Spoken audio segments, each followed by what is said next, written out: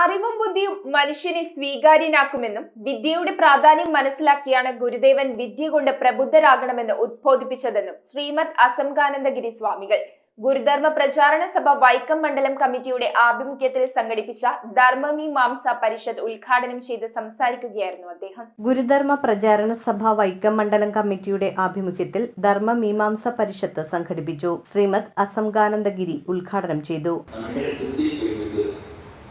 ബാഹ്യവും ആഭ്യന്തരവുമായ സ്ഥിതിയാണ് ഉടനുള്ളവരെ കൂടി ഒരു ഉദ്ദേശം.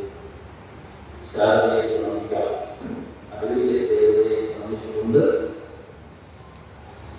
നമുക്ക് അറിവ് എഴുതാൻ സാധിക്കും. അപ്പോൾ സിദ്ധിയും അറിവുമാണ് ഒരു സമൂഹത്തെ, ഒരു ജനതയെ മുൻനിരയിൽ സിദ്ധി ഇല്ലാത്തവരെ ഒരു കാലത്ത് മാറ്റി അറിവില്ലാത്തവരെ വിദ്യാഭ്യാസമില്ലാത്തവരെ.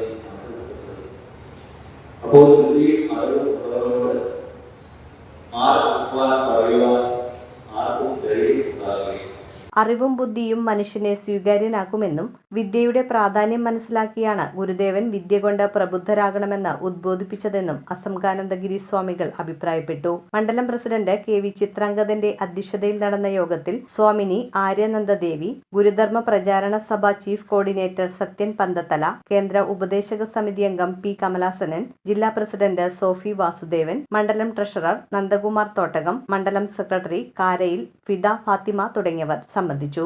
News bureau, Vaikom.